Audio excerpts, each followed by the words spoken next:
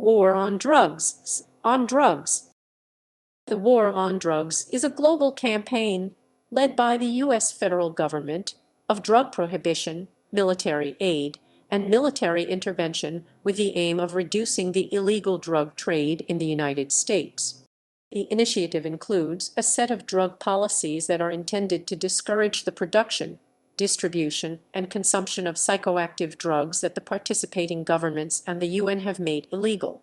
The term was popularized by the media shortly after a press conference given on June 18, 1971, by President Richard Nixon the day after publication of a special message from President Nixon to the Congress on drug abuse prevention and control, during which he declared drug abuse public enemy number one.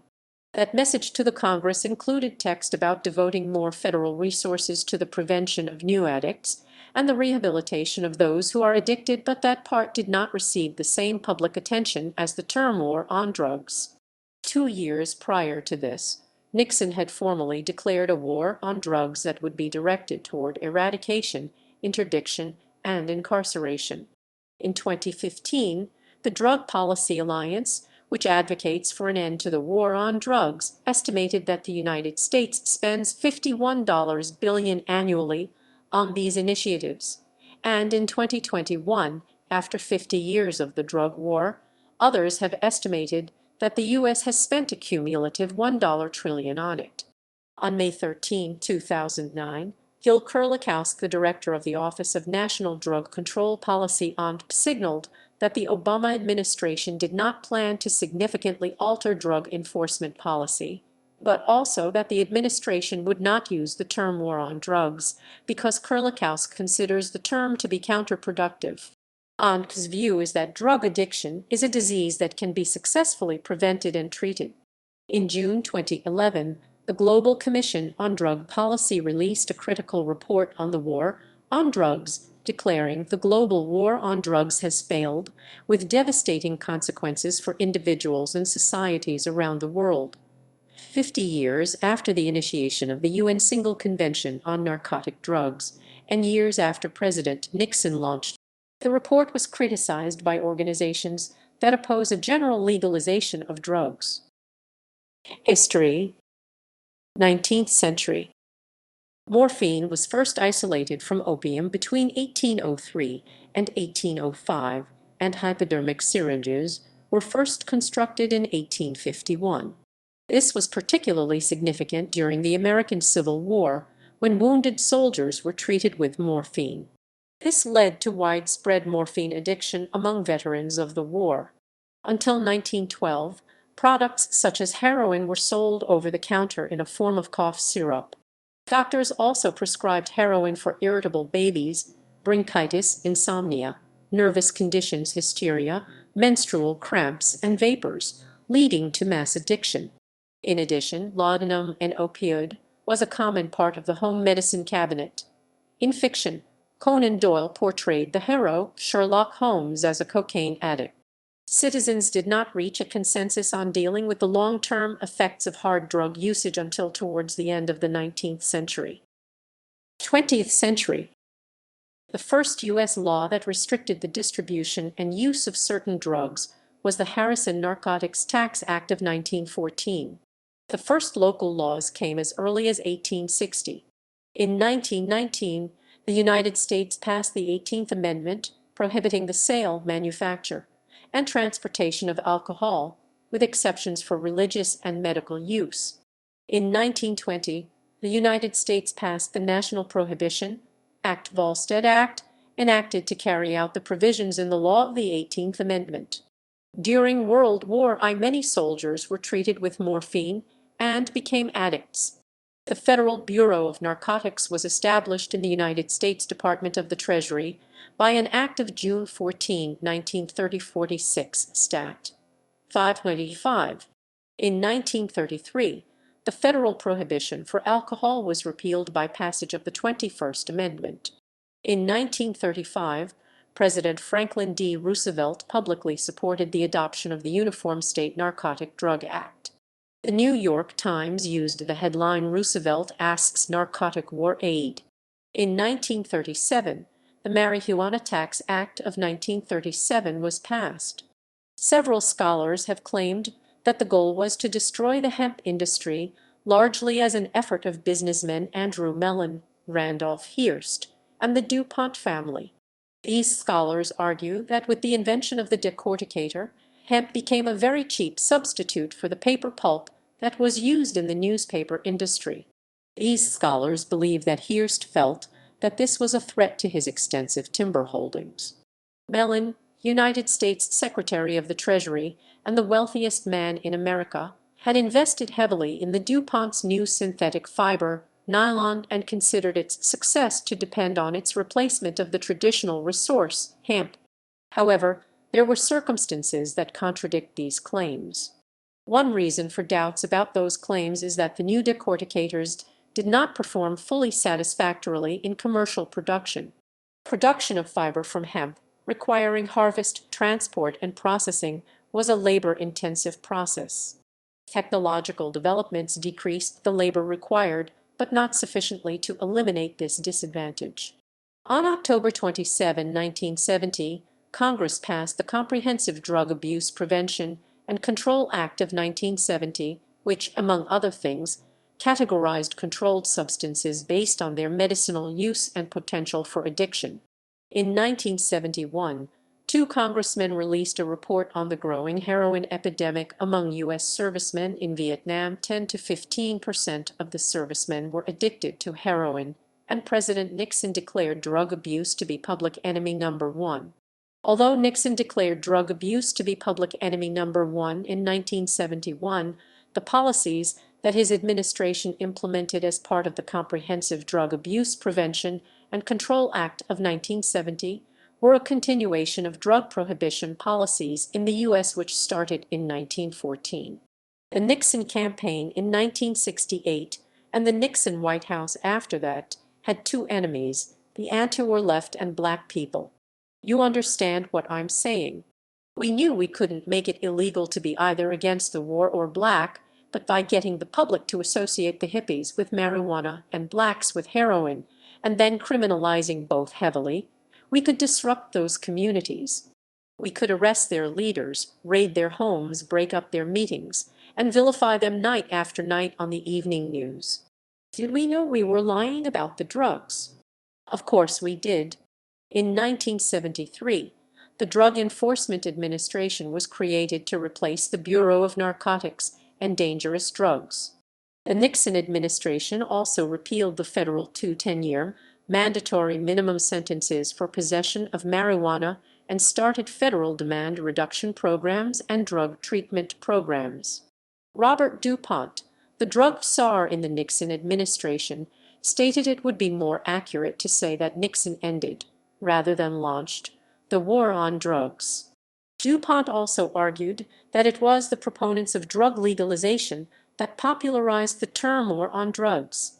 The presidency of Ronald Reagan saw an expansion in the federal focus of preventing drug abuse and for prosecuting offenders. In the first term of the presidency, Ronald Reagan signed the Comprehensive Crime Control Act of 1984, which expanded penalties towards possession of cannabis, established a federal system of mandatory minimum sentences, and established procedures for civil asset forfeiture. From 1980 to 1984, the federal annual budget of the FBI drug enforcement units went from $8 million to $95 million. According to historian Elizabeth Hinton, Reagan was a strong proponent of criminalizing drug users during his presidency in the 1980s. She wrote that he led Congress in criminalizing drug users, especially African American drug users, by concentrating and stiffening penalties for the possession of the crystalline rock form of cocaine, known as crack. Though he was a Republican, support for Reagan's crime legislation was bipartisan. According to Hinton, Democrats supported his legislation as they had since the Johnson administration.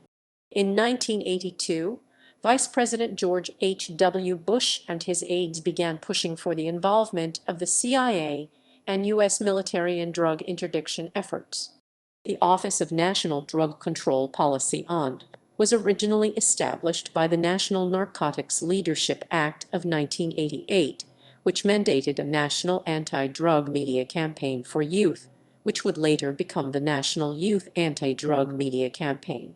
The director of ONDCP is commonly known as the Drug Tsar, and it was first implemented in 1989 under President George H.W. Bush and raised to cabinet-level status by Bill Clinton in 1993. These activities were subsequently funded by the Treasury and General Government Appropriations Act of 1998. The Drug-Free Media Campaign Act of 1998 codified the campaign at 21 U.S.C. SS 1708. 21st century. In the early 21st century, the war on drugs began being referred to as the New Jim Crow. This mentality was further popularized by lawyer and civil rights advocate Michelle Alexander, who wrote The New Jim Crow: Mass Incarceration in the Age of Colorblindness in 2010. At the turn of the century, incarceration rates in the United States disproportionately consisted of African American men, according to an article from the American Civil Liberties Union, A Clue. In 2001, the number of black men in prison, 792,000, had already equaled the number of men enslaved in 1820. During his time in office, Barack Obama implemented a tough but smart approach to the war on drugs. While he claimed that his methodology differed from those of previous presidents, in reality, his practices were very similar. He promoted a universal drug issue, but his binary tough but smart solution maintained the mentality of criminalizing drug offenders.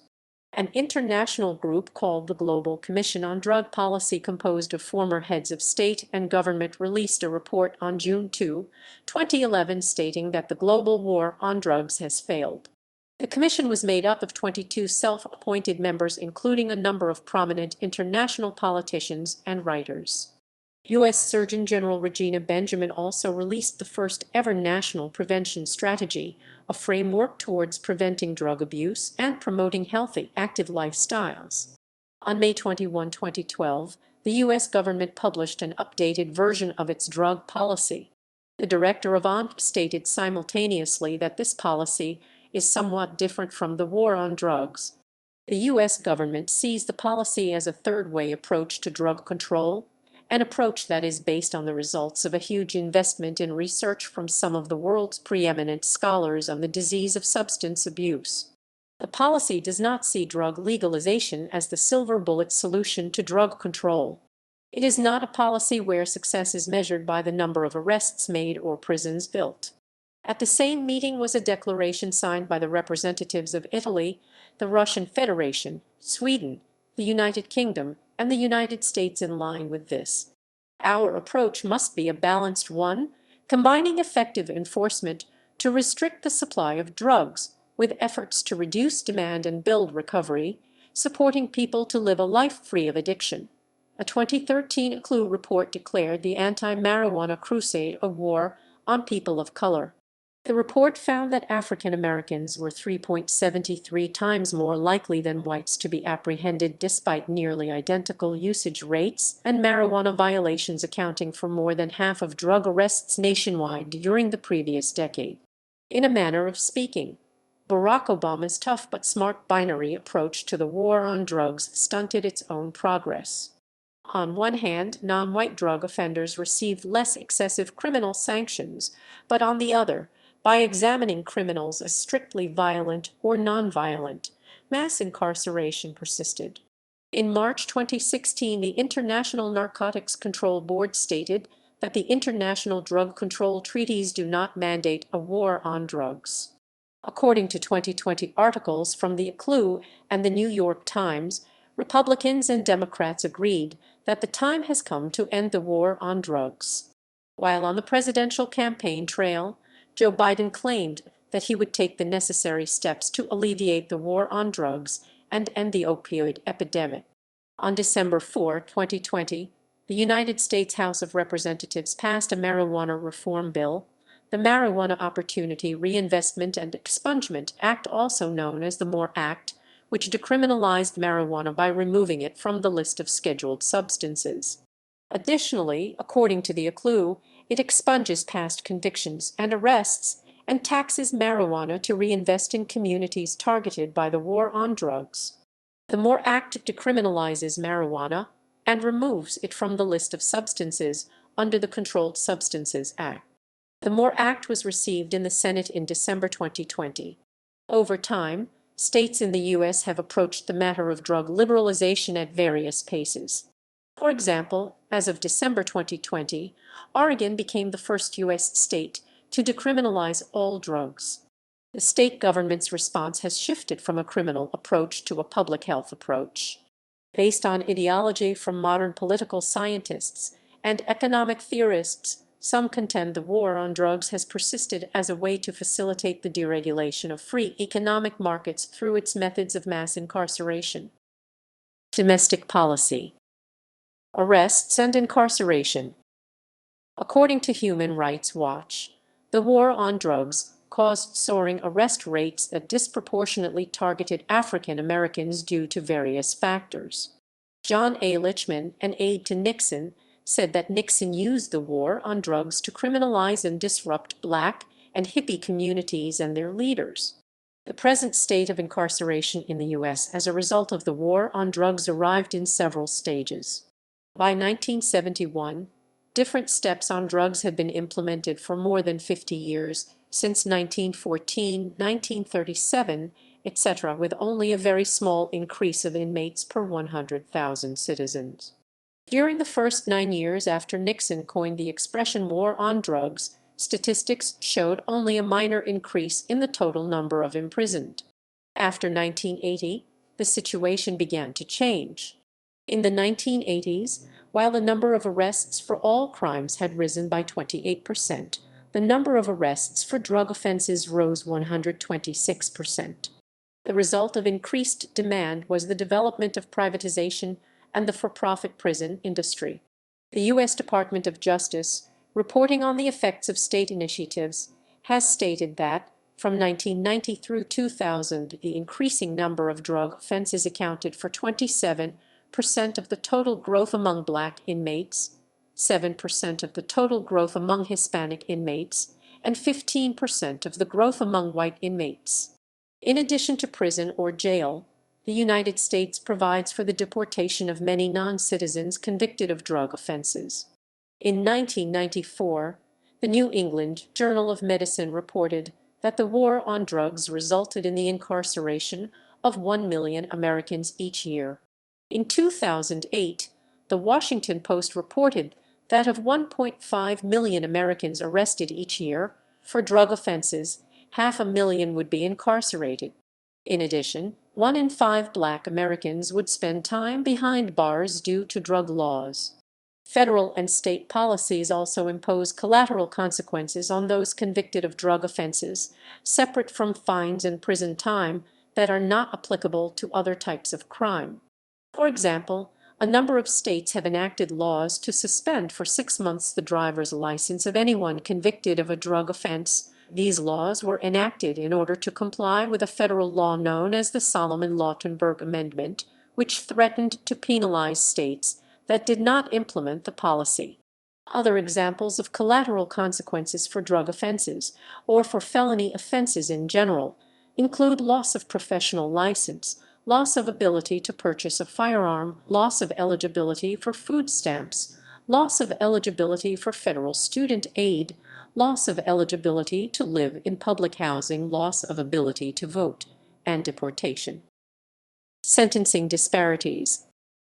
In 1986, the U.S. Congress passed laws that created a 100-to-1 sentencing disparity for the trafficking or possession of crack when compared to penalties for trafficking of powder cocaine, which had been widely criticized as discriminatory against minorities, mostly Blacks, who were more likely to use crack than powder cocaine. This 100-1 ratio had been required under federal law since 1986.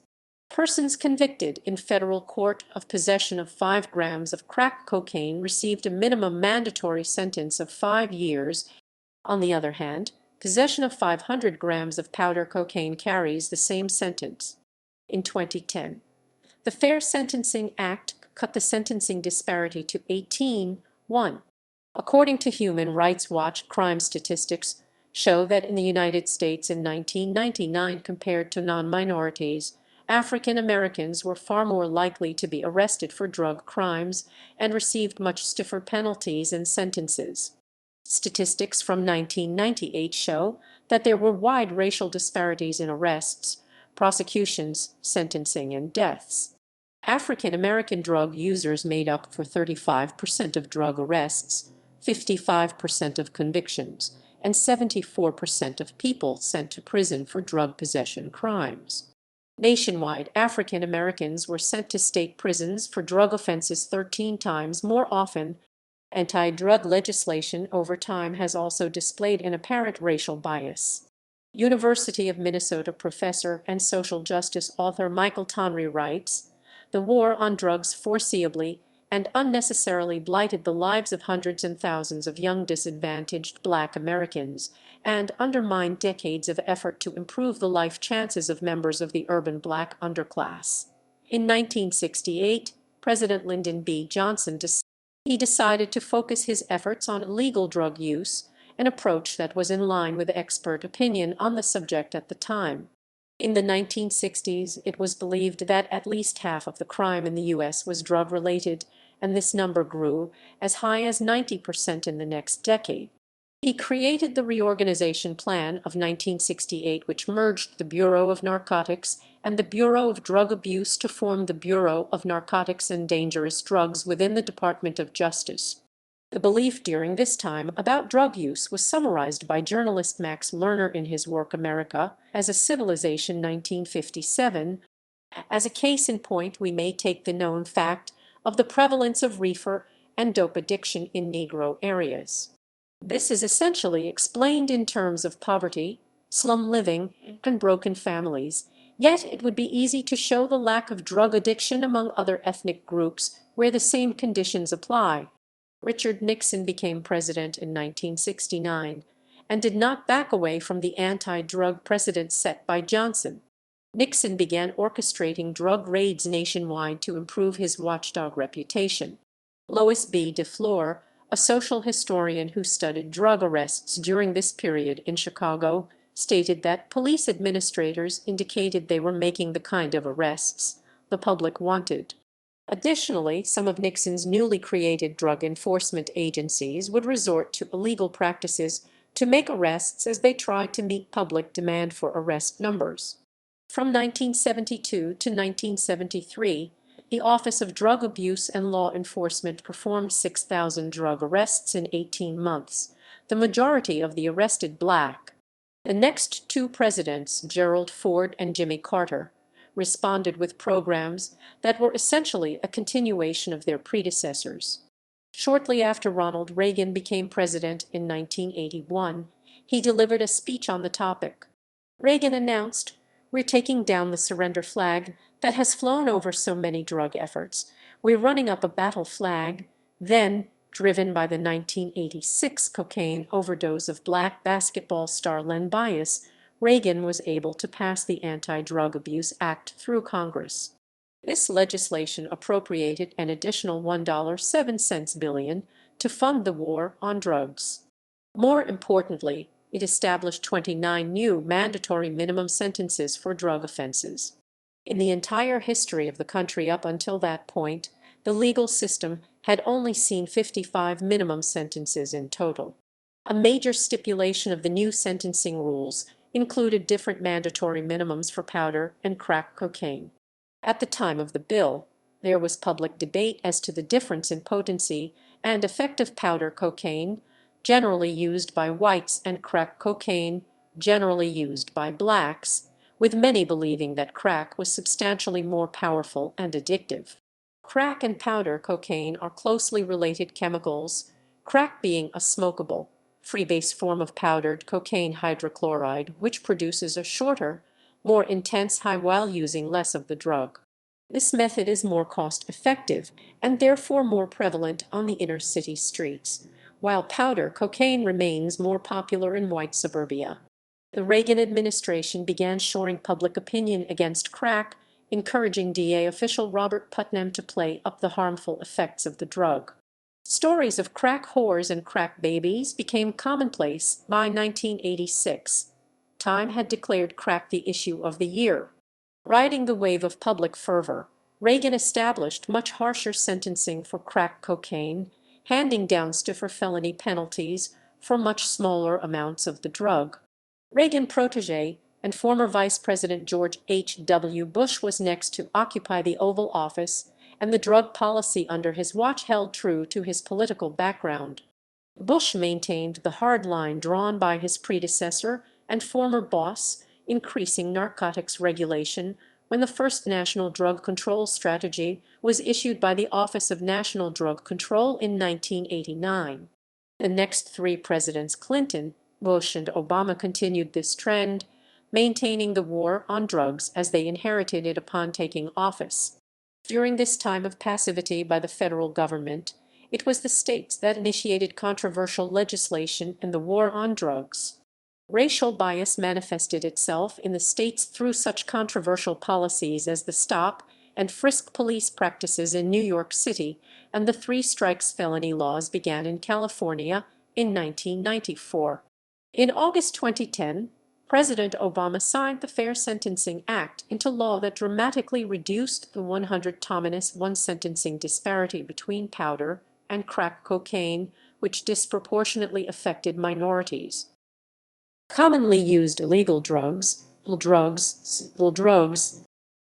Commonly used illegal drugs include heroin, cocaine, methamphetamine, and marijuana. Heroin is an opiate that is highly addictive.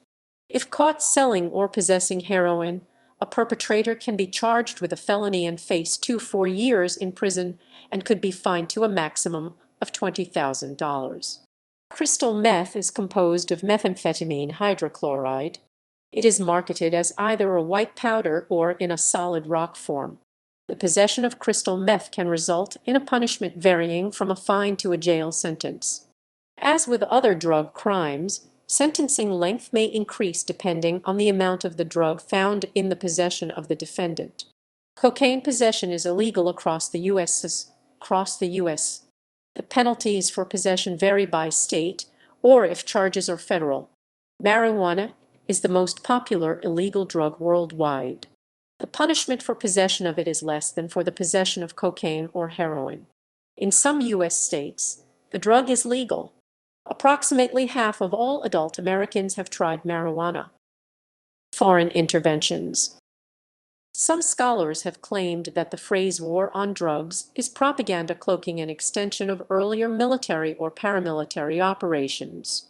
Others have argued that large amounts of drug or foreign aid money, training, and equipment actually goes to fighting leftist insurgencies and is often provided to groups who themselves are involved in large-scale narco-trafficking, such as corrupt members of the Colombian military.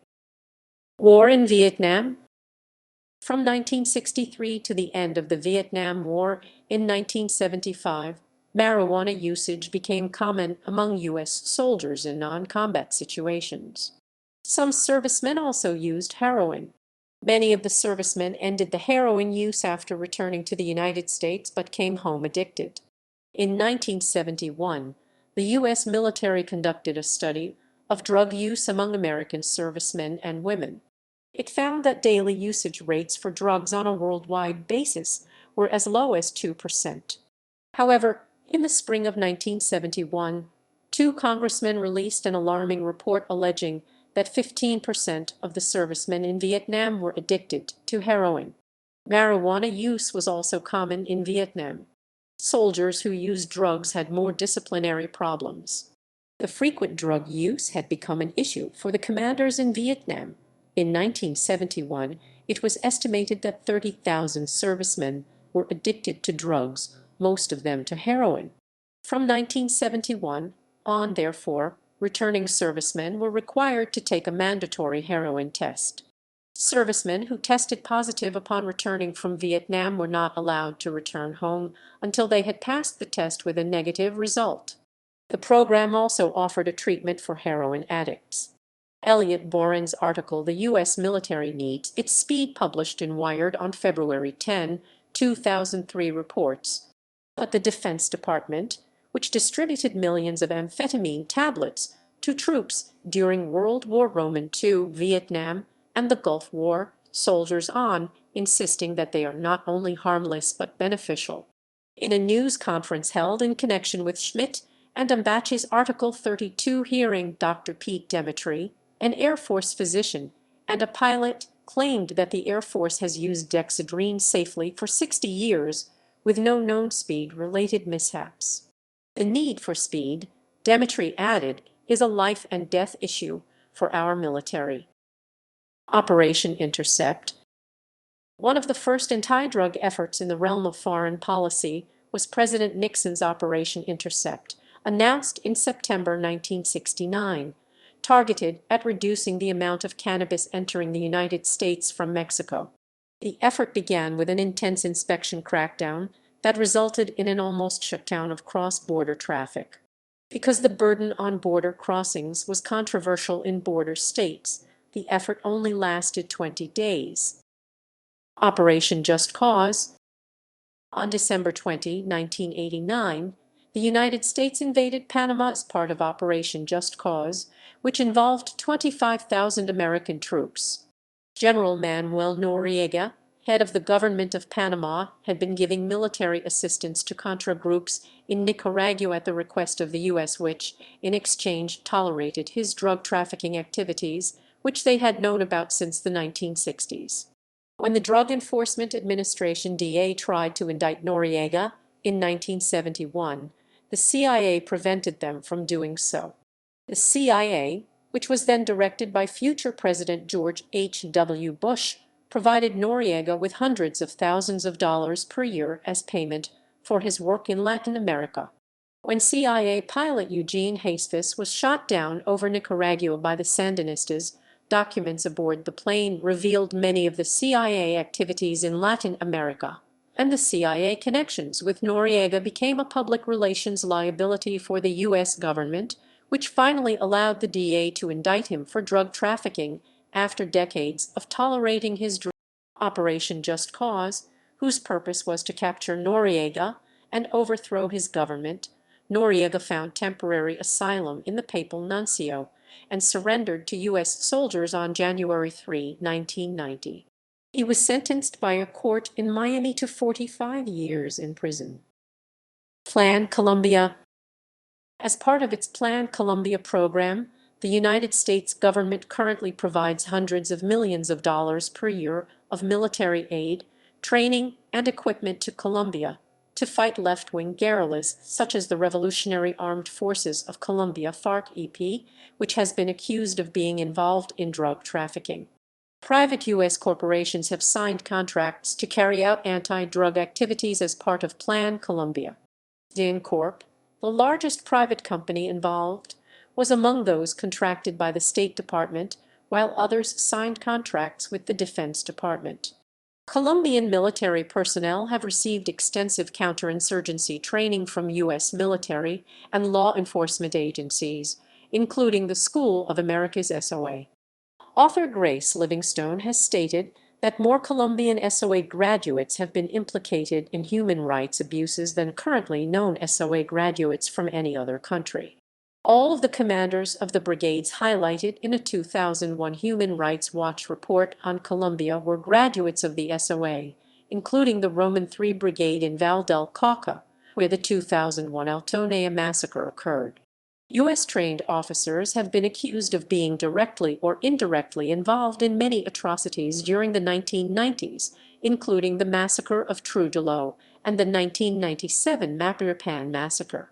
In 2000, the Clinton administration initially waived all but one of the human rights conditions attached to Plan Colombia, considering such aid as crucial to national security at the time. The efforts of U.S. and Colombian governments have been criticized for focusing on fighting leftist guerrillas in southern regions without applying enough pressure on right-wing paramilitaries and continuing drug smuggling operations in the north. Human Rights Watch, congressional committees, and other entities have documented the existence of connections between members of the Colombian military and the AUC, which the U.S. government has listed as a terrorist group, and that Colombian military personnel have committed human rights abuses which would make them ineligible for U.S. aid under current laws. In 2010, the Washington Office on Latin America concluded that both Plan Colombia and the Colombian government's security strategy came at a high cost in lives and resources, only did part of the job, are yielding diminishing returns, and have left important institutions weaker. A 2014 report by the Rand Corporation, which was issued between 1999 and 2002, the United States gave Colombia $2.04 billion in aid, 81% of which was for military purposes, placing Colombia just below Israel and Egypt among the largest recipients of U.S. military assistance. Colombia increased its defense spending from 3.2% of gross domestic product (GDP) in 2000 to 4.19% in 2005. Overall, the results were extremely positive. Greater spending on infrastructure and social programs helped the Colombian government increase its political legitimacy, while improved security forces were better able to consolidate control over large swaths of the country previously overrun by insurgents and drug cartels.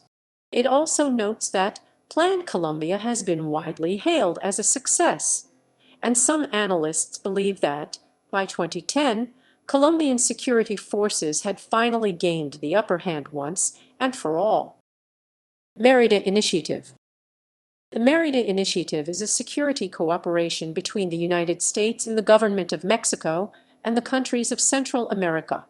It was approved on June 30, 2008, and its stated aim is combating the threats of drug trafficking and transnational crime. The Mérida Initiative appropriated $1.04 billion in a 3-year commitment 2008-2010 to the Mexican government for military and law enforcement training and equipment, as well as technical advice and training to strengthen the national justice systems. The Mérida Initiative targeted many very important government officials, but it failed to address the thousands of Central Americans who had to flee their countries due to the danger they faced every day because of the war on drugs. There is still not any type of plan that addresses these people. No weapons are included in the plan. Aerial herbicide application. The United States regularly sponsors the spraying of large amounts of herbicides such as glyphosate over the jungles of Central. Environmental consequences resulting from aerial fumigation have been criticized as detrimental to some of the world's most fragile ecosystems. The same aerial fumigation practices are further credited with causing health problems in local populations. Operations in Honduras. In 2012, the U.S. sent DEA agents to Honduras to assist security forces in counter-narcotics operations. Honduras has been a major stop for drug traffickers who use small planes and landing strips hidden throughout the country to transport drugs. The U.S. government made agreements with several Latin American countries to share intelligence and resources to counter the drug trade.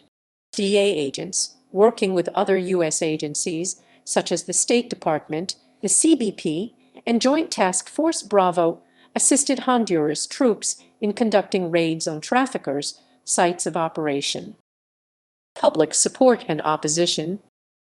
Several critics have compared the wholesale incarceration of the dissenting minority of drug users to the wholesale incarceration of other minorities in history.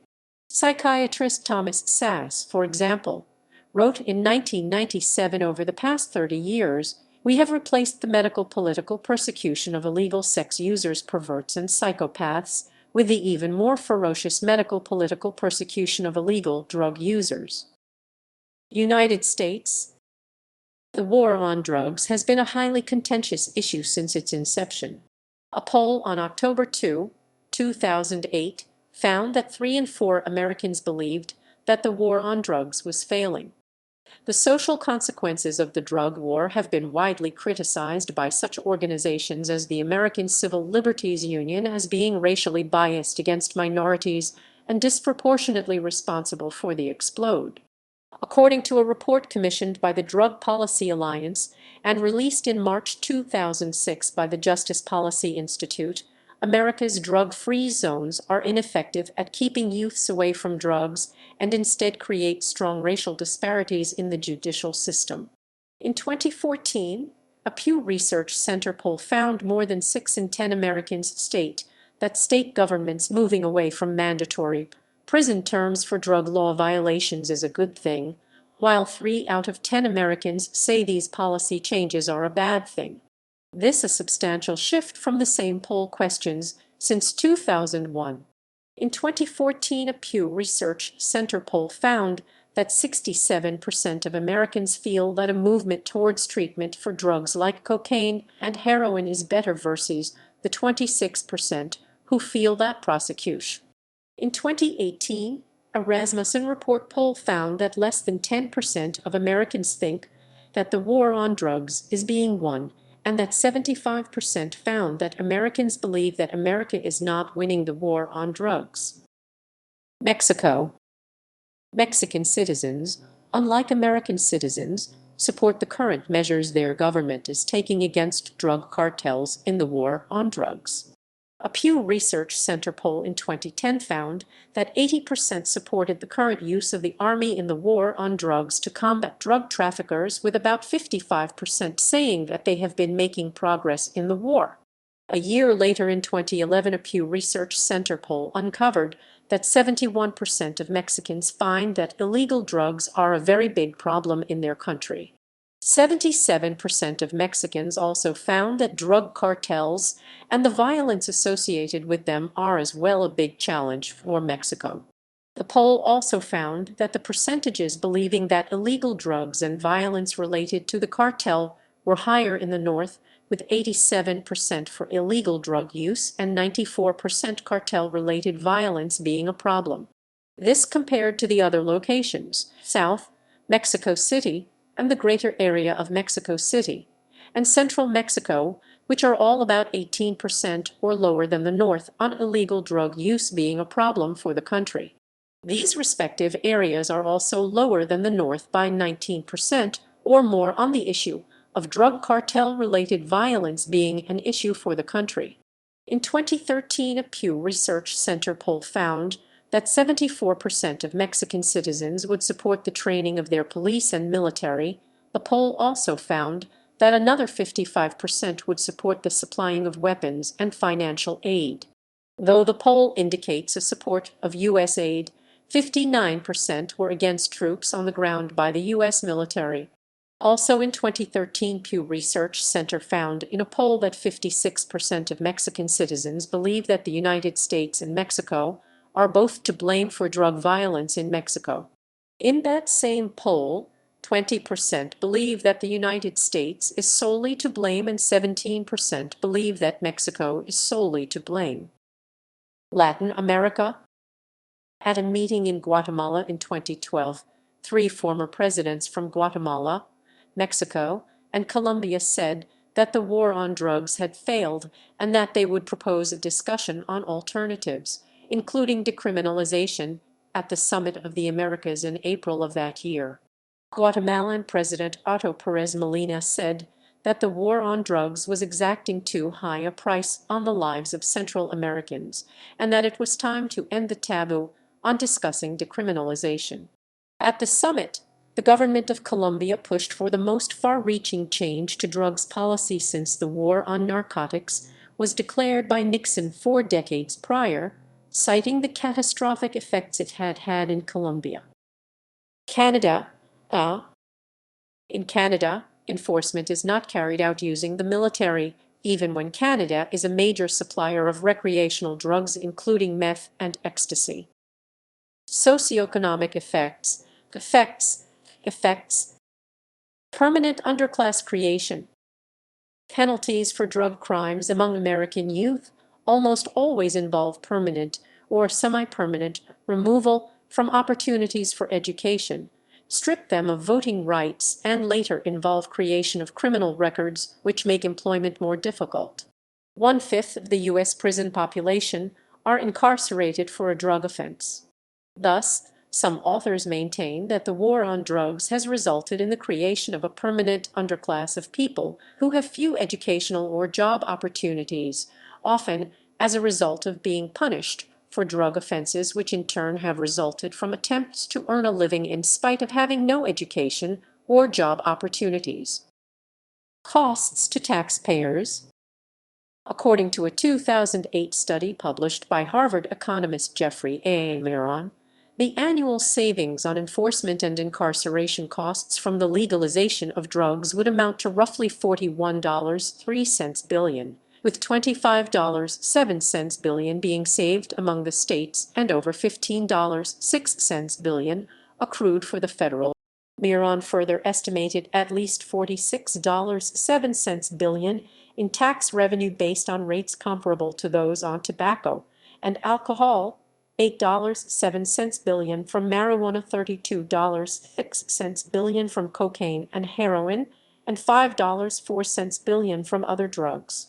Low taxation in Central American countries has been credited. Many cartels, especially Los Zetas, have taken advantage of the limited resources of these nations. 2010 tax revenue in El Salvador, Guatemala, and Honduras composed just 13.53% of GDP.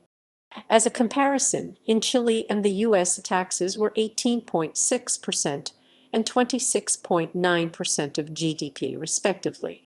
However, direct taxes on income are very hard to enforce, and in some cases tax evasion is seen as a national pastime. Impact on growers.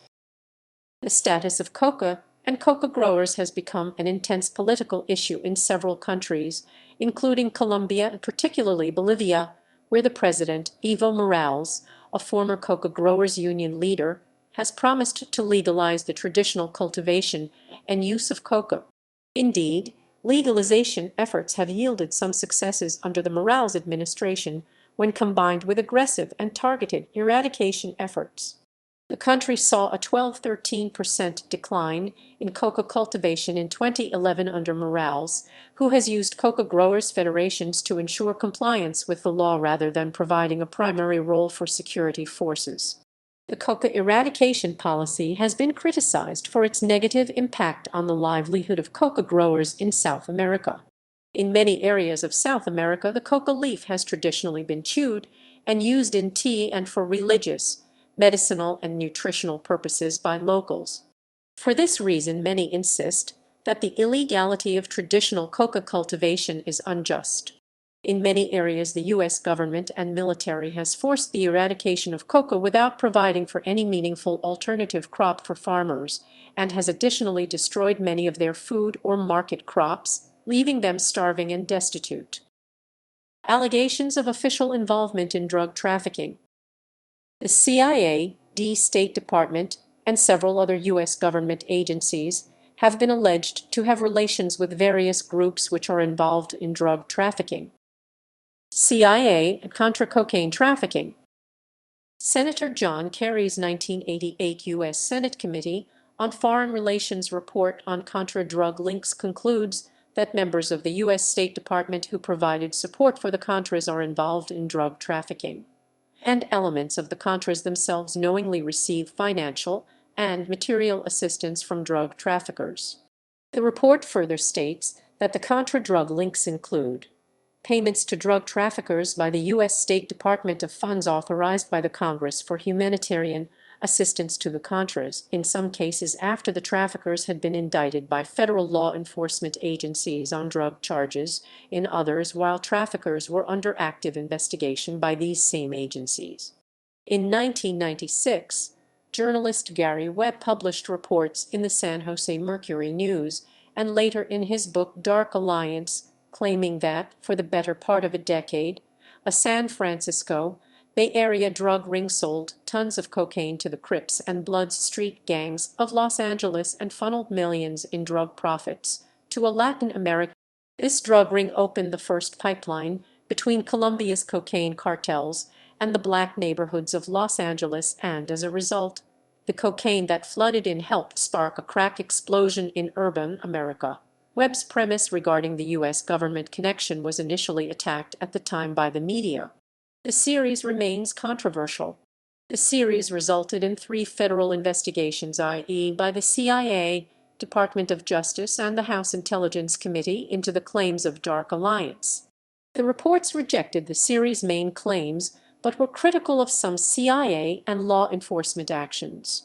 The CIA report found no evidence that any past or present employee of CIA or anyone acting on behalf of CIA had any direct or indirect dealing with Ross, Blandon, or Menezes, or that any of the other figures mentioned in Dark Alliance were ever employed by or associated with or contacted by the agency. The Department of Justice report stated that we did not find that Blandon had any ties to the CIA, that the CIA intervened in his case in any way, or that any connections to the Contras affected his treatment. The House Committee report examined the support that Menezes and Blandon gave to the local Contra organization in San Francisco and the Contras in general. The report concluded that it was not sufficient to finance the organization and did not consist of millions, contrary to the claims of the Dark Alliance series. This support was not directed by anyone within the Contra movement who had an association with the CIA, and the committee found no evidence that the CIA or the intelligence community was aware of these individuals' support. Heroin trafficking operations involving the CIA, U.S. Navy, and Sicilian Mafia. According to Rodney Campbell, an editorial assistant to Nelson Rockefeller, during World War II, the United States Navy, concerned that strikes and labor disputes in U.S. eastern shipping ports would disrupt wartime logistics, released the mobster Lucky Luciano from prison, and collaborated with him to help the mafia take control of those ports. Labor union members were terrorized and murdered by mafia members as a means of preventing labor unrest and ensuring smooth shipping of supplies to Europe. According to Alexander Cockburn and Jeffrey St. Clair, in order to prevent Communist Party members from being elected in Italy following World War II, the CIA worked closely with the Sicilian Mafia, protecting them and assisting in their worldwide heroin smuggling operations. The Mafia was in conflict with leftist groups and was involved in assassinating, torturing, and beating leftist political organizers. Efficacy. In 1986, the U.S. Defense Department funded a 2-year study by the RAND Corporation, which found that the use of the armed forces to interdict drugs coming into the United States would have little or no effect on cocaine traffic and might, in fact, raise the profits of cocaine cartels and manufacturers. The 175-page study, Sealing the Borders: The Effects of Increased Military Participation in Drug Interdiction, was prepared by 7 researchers, mathematicians, and economists at the National Defense Research Institute, a branch of the RAND, and was released in 1988.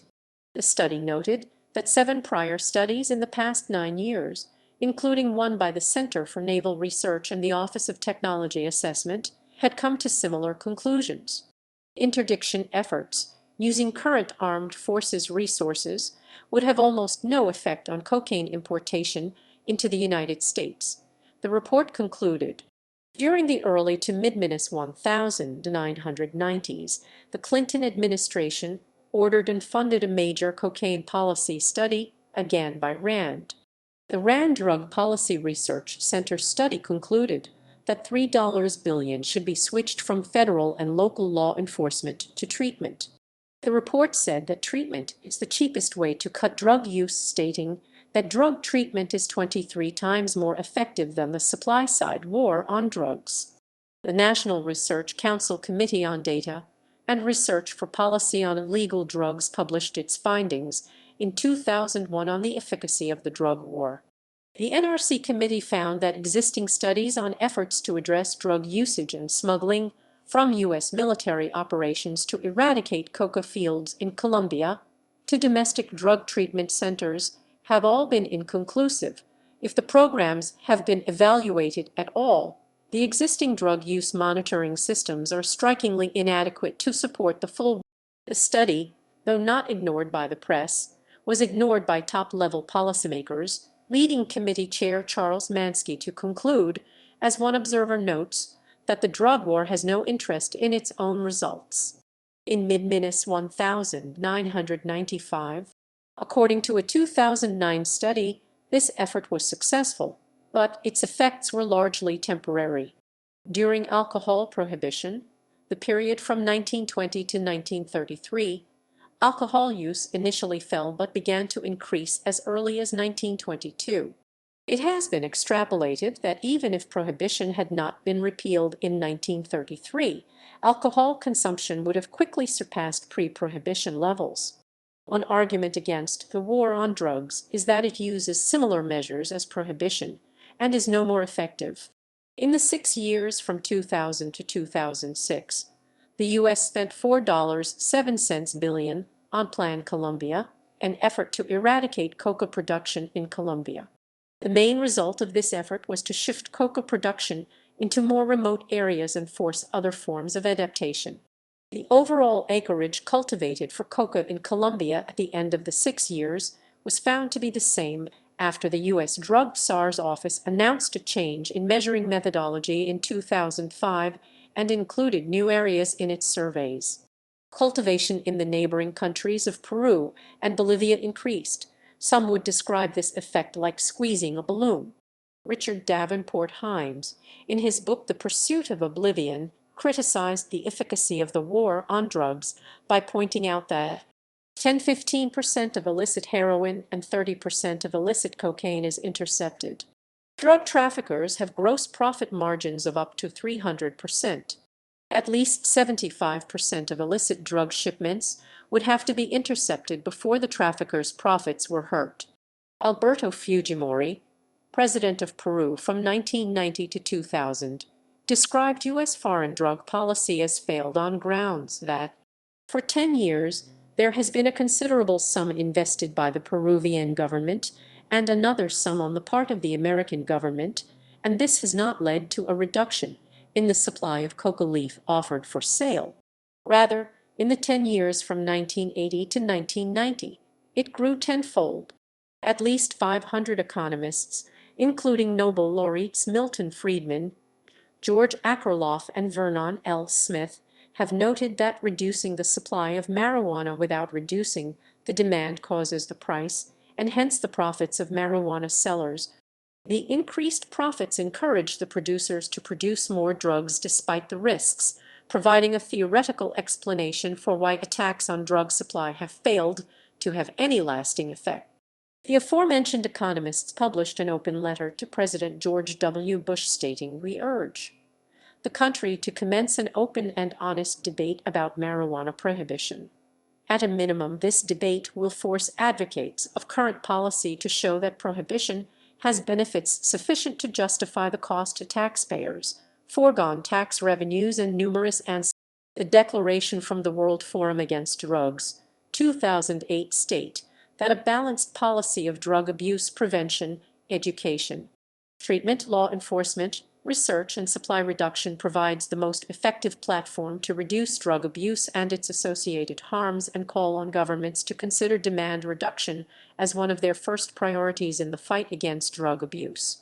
Despite over $7 billion spent annually towards arresting and prosecuting nearly 800,000 people across the country for marijuana offenses in 2005 FBI Uniform Crime Reports, the federally funded Monitoring the Future survey reports about 85% of high school seniors find marijuana easy to obtain.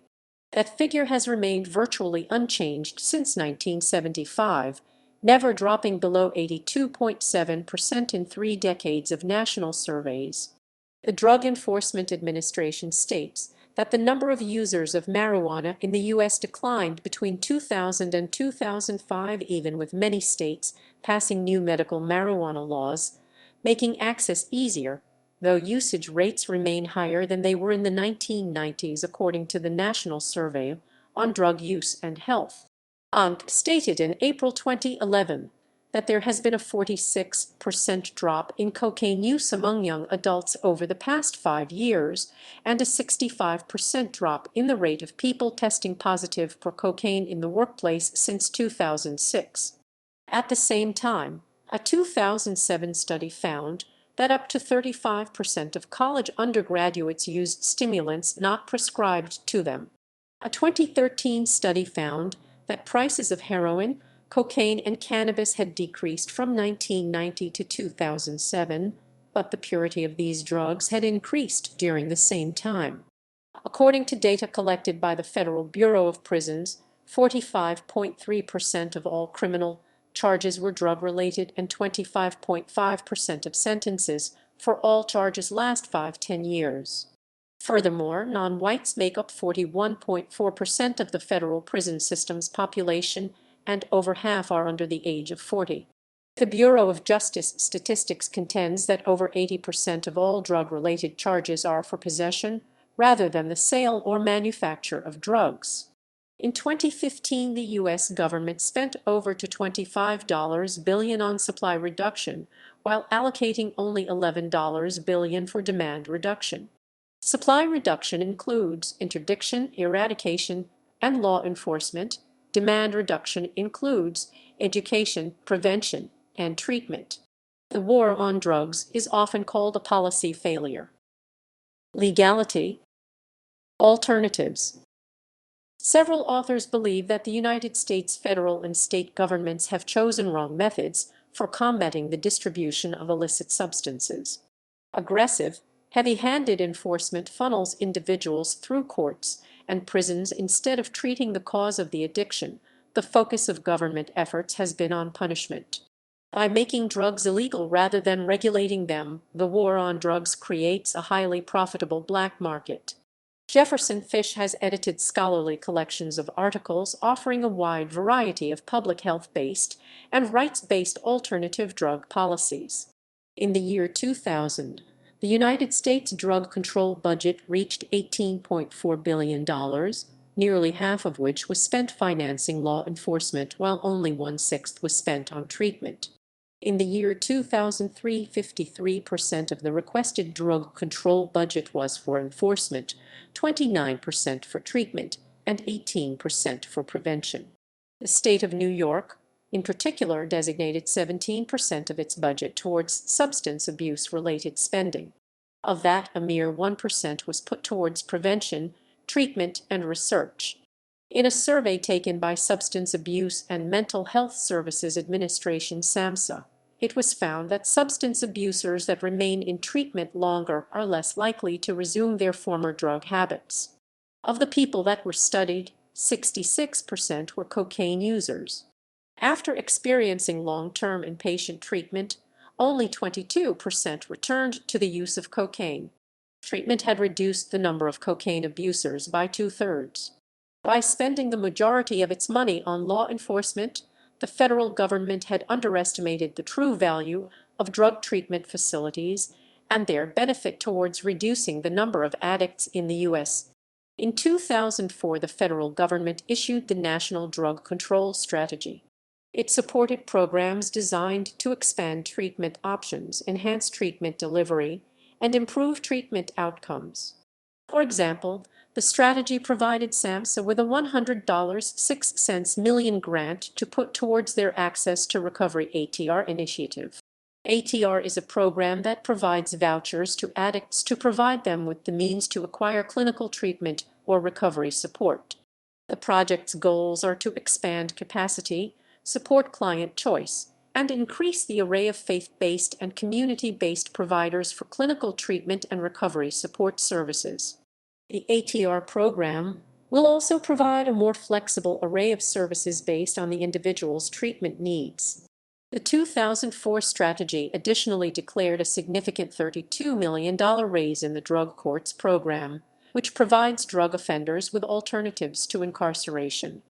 As a substitute for imprisonment, drug courts identify substance abusing offenders and place them under strict court monitoring and community supervision, as well as provide them with long-term treatment services.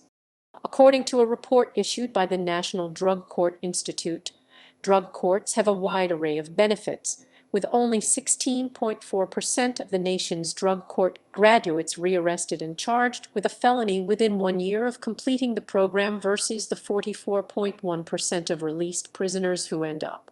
Additionally, enrolling an addict in a drug court program costs much less than incarcerating one in prison.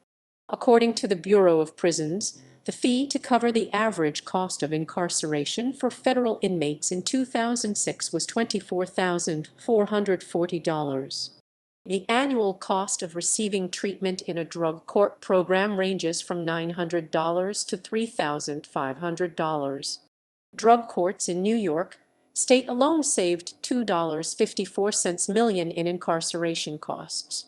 Describing the failure of the war on drugs, New York Times columnist Eduardo Porter noted, Jeffrey Miron, an economist at Harvard who studies drug policy closely, has suggested that legalizing all illicit drugs would produce net benefits to the United States of some $65 billion a year, mostly by cutting public spending on enforcement as well as through reduced crime and corruption.